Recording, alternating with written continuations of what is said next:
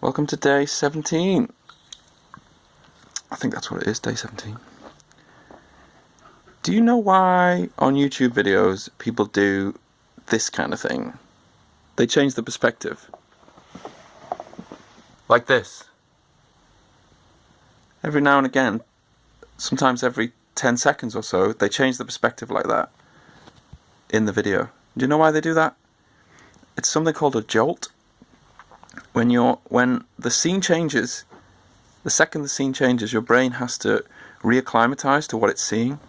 So if you're seeing my face for a whole 10 minutes, your brain knows what it's seeing. But if I keep switching it, like this, every time I switch, you have to reacclimatize. Your brain has to reacclimatize to what it's seeing, and that process gives your brain a little jolt of something, probably dopamine or something, and that keeps you watching. That's why they do it. And because of today's attentional economy, where we're all absolutely out of attention. Our attention spans are buggered because the internet, because YouTube can just offer unlimited stimulation. They have to do that to keep your attention in the video. There's another phenomenon on the internet that's quite interesting. Like when you're on the internet, if you're on your phone right now listening to this, there's a strange distanced voyeurism to the internet, you know? We all judge each other as human beings. Like, we all judge each other's attractiveness, status, sense of social connection, loneliness. We all judge each other. And in real life, like when you're around someone in a room or in a party or whatever, you judge people, but it's rounded off by their presence.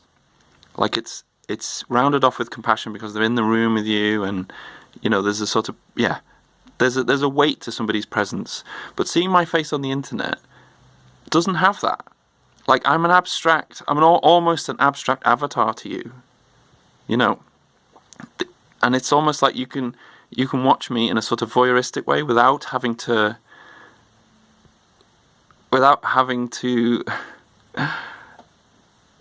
like give back or attend to me in the way that you do if I was in the room.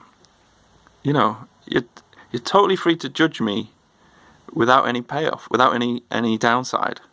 That's the weird thing about the internet. I think that's why there's so much like flaming and troll wars and all this stuff, because there's a strange dis-inhibition and voyeurism to the internet. And I'm just aware of that as I'm putting myself out here, I'm going to get judged by how I come across, how lonely I come across, what my status is like, whether I come across as rich or poor or tidy or messy or a slob, or all of that stuff comes across. It comes across more so than the content of what I'm saying, doesn't it? So, extra thought there. See ya! Today I want to talk about habits, daily habits, and how they impact on how you feel. So you might be different to this, but my central issue is brain function. Like 90% of my illness, 90% of the morbidity of my illness is the impact on my brain. All these years I've struggled with the anxiety and cognitive dysfunction, blah, blah, blah, blah, blah, blah. That's my central issue. And there are things I can do each day, to help that. But they require a bit of discipline, and they require a little bit of effort.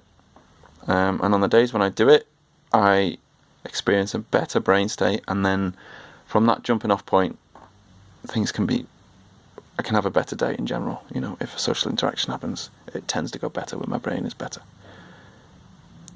But so much of the time over the years, I haven't actually done those things. Those things are things like Qi Gong, going out for a walk, saunaing and cold showers. That really helps me. Qi Gong, though, somehow can bring me back from my brain state, like within a couple of minutes. Somehow those movements just can reset me. I have no idea how, but they can. But so many days I don't do it. And I realised habits during the day, especially if you're stuck at home and you haven't got anything outside of you like regulating you, if you've got to go to a job, then that regulates you. If you've got children around, that regulates you in a certain way. my dog, you know, she regulates me. She makes sure I take her out if I don't. But in general, when you're in a lot, you don't have those external sources of regulation. So I realise like habits during the day are sort of a cascade. So if I wake up in the morning and I stay in the dressing gown and don't do anything physical, and if I go on a screen, then often that's the day buggered. I'll end up on the screen for hours. I'll end up not getting washed until the afternoon, and my mental state and physical state just stay in this foggy place, and then every interaction with life is less than optimal. And this is the main point I'm trying to make about like the weirdness of mental health problems, the weirdness of having your brain state change. It's like you actually are the center of your universe, like you actually are. Metaphysically speaking, you are. Everything that happens to you is only ever going to happen to what it's like to be inside yourself. What it's like to exist in your head right now is what it's only always ever going to be for the rest of your life, assuming you don't believe in afterlives and souls. Maybe you do, that's a different thing. But you are a center of the universe, like you are. Everything that happens in this lifetime is going to be relative to what it feels like to be inside you. You're the center of the universe. So having mental health problems has taught me that you dictate the weather, you know. You dictate the weather in that universe. That you actually do. And this isn't going to lead me to some sort of positive thinking nonsense. You know, if you just focus on the right things, or if you just do the law of attraction thing, then everything externally from you will right itself. That I don't believe in that stuff, but I sort of do, but I sort of don't as well. What I'm saying is, what mental illness does to you when you're in the bad states is that it degrades social interactions. It does, makes them harder. It makes making new relationships and maintaining relationships harder. Maybe less so with people who get it and experience it themselves, but still, it does. So in that sense, you know, you do dictate the weather. So if this has been dawning on me for a while, if I wake up every day and I do these habits and practices that I need to do, it's not going to fix the issue in my chest, but it will take my baseline up, and then it will give me the opportunity to have, you know, the little payoffs, the little pleasure and meaning payoffs that a good day can bring you. That means a nice interaction with someone. It means a bit of creative work achieved. You know, it means sorting your room out. It means, you know, sorting something out with money that's been bugging you. It means phoning your mum. You know, it means having a nice, gentle walk with your dog and laughing at her when she's jumping in puddles. You know, it means there's all these payoffs you can achieve in a day, and mental illness and illness cut you off from them.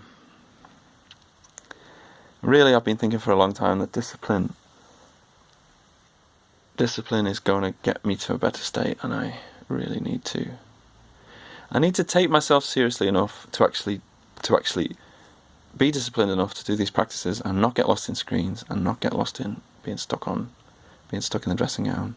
Sometimes I'll wake up and I'll stay in the dressing gown and I'll forget to eat, and I'll just end up on the computer, and I'm putting myself in a stressed state. You know, forgetting to eat's alright. I like fasting as well, but I do fast. I do IFing fairly often, but